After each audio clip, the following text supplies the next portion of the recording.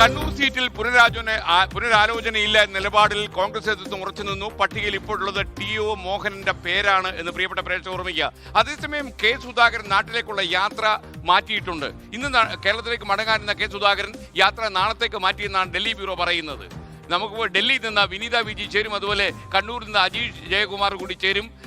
വിനീത, ഡൽഹി ആസ്ഥാന ഇന്ദിരാഭവനിൽ ഇപ്പോൾ എന്തൊക്കെയാണ് ഏറ്റവും ലേറ്റസ്റ്റ് ആയി നടക്കുന്ന നാടകങ്ങൾ?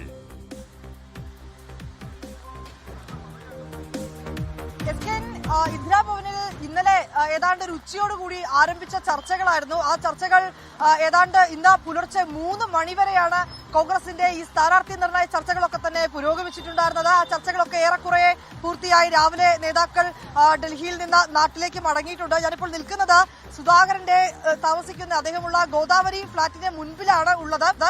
ഇപ്പോഴും അദ്ദേഹം ഈ ഫ്ളാറ്റിനുള്ളിൽ തന്നെയാണ് ഉള്ളത്. ഇവിടെ നിന്ന് അദ്ദേഹം പല ചരടുവലികളും നടത്തുന്നുണ്ട്. ഒപ്പം തന്നെ അദ്ദേഹവുമായി ദേശീയ നേതാക്കളടക്കം സംസാരിക്കുന്നുണ്ട്. അദ്ദേഹത്തെ അനുനയിപ്പിക്കുന്നതിനുള്ള ശ്രമങ്ങളൊക്കെ തന്നെ ഒരു വഴിയെ പുരോഗമിക്കുന്നു. പക്ഷേ ഇപ്പോഴും നമുക്ക് അറിയാൻ കഴിയുന്നത് കണ്ണൂരിൽ പാർട്ടിക്ക് പുനരാലോചന ഇല്ല, കോൺഗ്രസ് പുനരാലോചിക്കുന്നില്ല എന്നുള്ളത് തന്നെയാണ്. നിലവിലുള്ള സ്ഥാനാർത്ഥി പട്ടികയിൽ ഏറ്റവും ഒടുവിലായി എത്തിയ ടി.ഒ. മോഹനന്റെ പേര് തന്നെയാണ് ഇപ്പോഴും കണ്ണൂരിൽ ഉള്ളതെന്നാണ് നമുക്ക് അറിയാൻ കഴിയുന്നത്. ആദ്യഘട്ടത്തിൽ അദ്ദേഹത്തിന് സുധാകരനെ പരിഗണിക്കുന്നു എന്ന തരത്തിലുള്ള ചില വിവരങ്ങളൊക്കെ തന്നെ ലഭ്യമായിട്ടുണ്ടായിരുന്നു. പക്ഷേ നേതാക്കൾ അദ്ദേഹവുമായി ആശയവിനിമയം നടത്തിയത് ഒരു കടുത്ത നിലപാടിലേക്ക് അദ്ദേഹം പോകരുത് എന്ന് ആവശ്യപ്പെടാൻ കൂടി വേണ്ടിയാണെന്നാണ് മനസ്സിലാക്കാൻ കഴിയുന്നത്. ഇപ്പോൾ അദ്ദേഹം ഈ കണ്ണൂരിൽ ഇവിടെയുള്ള ഡൽഹിയിലുള്ള ഈ ഫ്ളാറ്റിൽ തന്നെ അദ്ദേഹം തുടരുകയാണ്. കണ്ണൂരിലേക്കുള്ള യാത്ര അദ്ദേഹം മാറ്റിയിട്ടുണ്ട്. ആദ്യഘട്ടത്തിൽ ഷെഡ്യൂൾ ചെയ്തിരുന്നത് ഇന്ന് 9:30 ഡൽഹിയിൽ നിന്ന് പുറപ്പെടുക എന്നുള്ളതായിരുന്നു. പക്ഷേ ഈ പട്ടിക ഇങ്ങനെ നീളുന്ന ഒരു ഘട്ടമുണ്ട്. രണ്ടാം ഘട്ട പട്ടിക ഇനിയും പ്രഖ്യാപിച്ചിട്ടില്ല. ഒരുപക്ഷെ ആ പട്ടിക പ്രഖ്യാപിച്ച് അവസാനം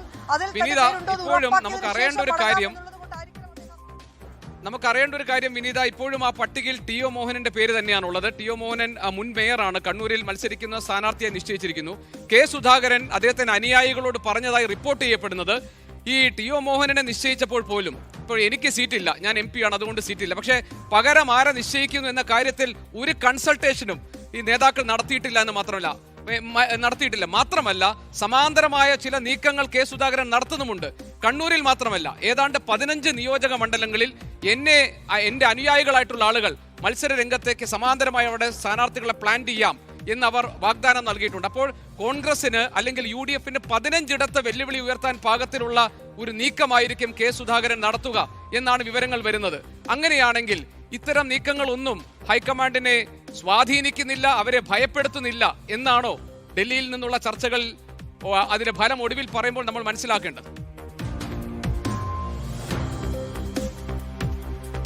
തീർച്ചയായും ജിക്ക് അങ്ങനെ തന്നെയാണ്. മുട്ടുമടക്കാൻ ഹൈക്കമാൻഡ് ഇല്ല എന്നുള്ളത് തന്നെയാണ് അവരുടെ നിലപാട്. ആ നിലപാടിൽ തന്നെയാണ് നേതൃത്വം ഉറച്ചു നിൽക്കുന്നത്. അത് ഏറ്റവും പ്രധാനമെന്ന് പറയുന്നത് കേരളത്തിൽ മാത്രമല്ല, ഹൈക്കമാൻഡിനെ മുൻനിർത്തി നോക്കുമ്പോൾ അസം, പുതുച്ചേരി, തമിഴ്നാട്, ബംഗാൾ ഉൾപ്പെടെയുള്ള സംസ്ഥാനങ്ങളിലൊക്കെ തന്നെ തെരഞ്ഞെടുപ്പ് അടുത്തിരിക്കുന്നുണ്ട്. അപ്പോൾ ഇങ്ങനെ ഒരു സമ്മർദ്ദ തന്ത്രവുമായി ഒരാൾ മുന്നിലേക്ക് വരുമ്പോൾ അദ്ദേഹത്തിന് മാത്രമായി ഇങ്ങനെ ഒരു ഇളവ് നൽകുകയാണ് എങ്കിൽ അത് മറ്റുള്ള ആളുകൾക്ക് ഒരു തെറ്റായ സന്ദേശം നൽകുമെന്നാണ് ഇന്നലത്തെ യോഗത്തിലേക്കടക്കം ചില നേതാക്കൾ മുന്നോട്ട് വച്ചിട്ടുണ്ടായത്. അതുകൊണ്ട് തന്നെ ഈ സമ്മർദ്ദ തന്ത്രങ്ങളിലേക്കൊന്നും വീഴേണ്ടതില്ല എന്നാണ് ആ ഹൈക്കമാൻഡ് തീരുമാനിച്ചിരിക്കുന്നതെന്നാണ് അറിയാൻ കഴിയുന്നത്.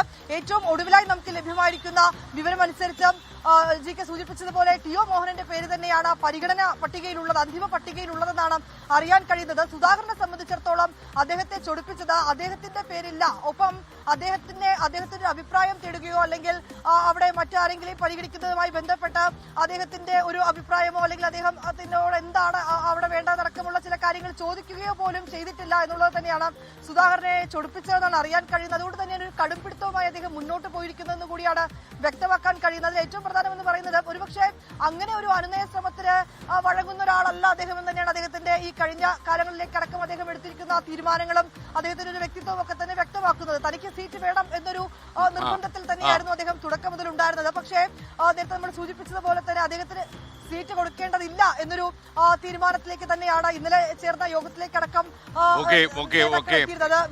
ലോകത്തെവിടെയായാലും ഏത് സമയത്തും 24 വാർത്തകളും ഓഗ്മെന്റഡ് റിയാലിറ്റി പാക്കേജുകളും എക്സ്പ്ലെയിനറുകളും വിശദമായി കാണാൻ ഞങ്ങളുടെ YouTube ചാനൽ നിങ്ങൾക്ക് സബ്സ്ക്രൈബ് ചെയ്യാം.